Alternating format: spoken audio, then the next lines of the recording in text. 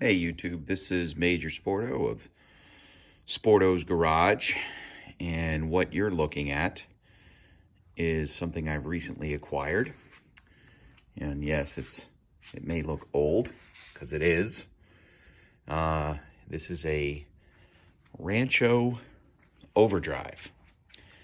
This was manufactured in the late 1960s as an addition, or an aftermarket addition to a Ford Bronco, much like this one right here. Yes, say hi. And this device right here, which you see silver, this adapter goes to what's a pretty common part that goes all the way back to the 30s, which is a Borg-Warner overdrive unit.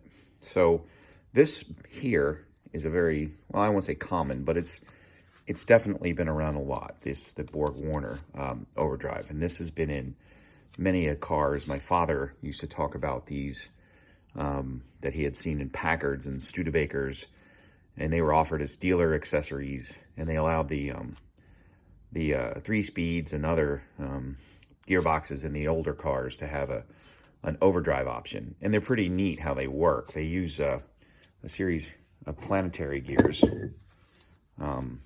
to create a 0.75 to 1 ratio. It's switchable. It switches on and off. And it has a governor, which when properly wired in, has a solenoid back here. And when properly wired in and engaged, the governor will kick in the overdrive at a certain speed, roughly 28 to 30 miles an hour. It'll drop into overdrive if it's powered. So process is pretty interesting. There's also a way you can wire it so you drop the gas, kind of like an accelerator. It'll kick it off so you can get normal low gear. And it has some other features as well that allow it to be integrated with the speedometer. And it has a lever that goes on the dash where you can turn it on and off, disengage it. So these overdrive units were very widely used for years. Now, this piece is the interesting one. This is the hard to find one. This is the Rancho Overdrive adapter. This adapts to a Dana 20 transfer case, which was common in the early Ford Broncos, which is what I have in my Bronco. And this unit is what makes the magic happen, because this will attach right to the back of my transfer case. Now, yes, I do have to shorten my drive shaft, and it's already short to begin with. And I'm researching all that part of it right now. But this unit here, and this is where I want to make a very profound public announcement. You may find these in Jeep groups and Scout groups, because Rancho made these for Jeeps and Scouts at the same time they made them for Broncos. And back in those days, all 3 of those vehicles had the Dana 20 transfer case.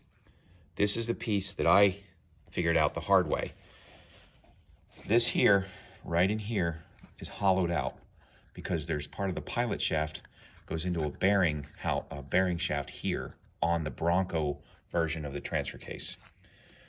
The Jeep and the Dana version of Dana 20, the Jeep and the Scout version of the Dana 20 don't have this hollowed out shaft. So this is different. And this unit, because I had one, I acquired one on eBay several years ago, thinking I had one of these for my Bronco. And I spent all the time getting everything ready, gathering the parts, doing my research. And then when I went to install it, I realized that this wasn't hollowed out like this. The one I had, it was solid. And then somewhere in there, I found out that it would not work. So I sold it, let go of it, because I thought I had something and I could make it work. But it was too big of I wouldn't have been able to make it work. It just would have required too much effort. So I let it go. And then I found this one, came across this one through the Bronco boards, classicbroncos.com. And I got it for a nice price, and I'm really happy with it. And I'm going to take my time cleaning this all up. I'm going to get all this cleaned out, go through it once, twice, make sure it all works, take the governor off, clean it up, make sure it works, test the solenoid, clean it all up, get my hook up for my lever. I'll show you that maybe in some later videos.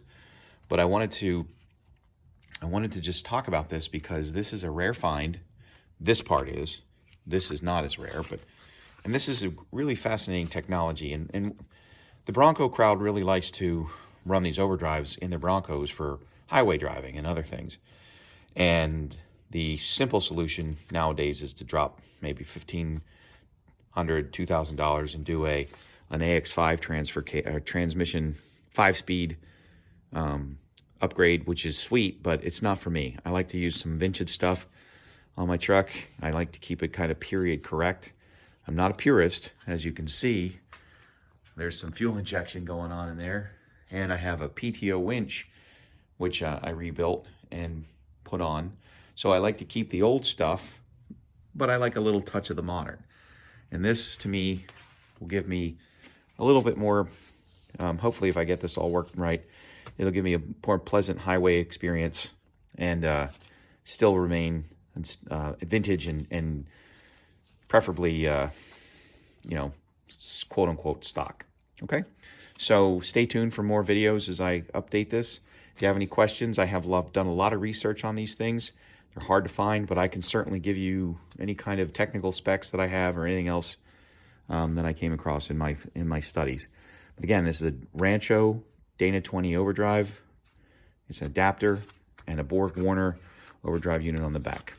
Okay, so stay tuned. If you like this video, please subscribe and please like and subscribe.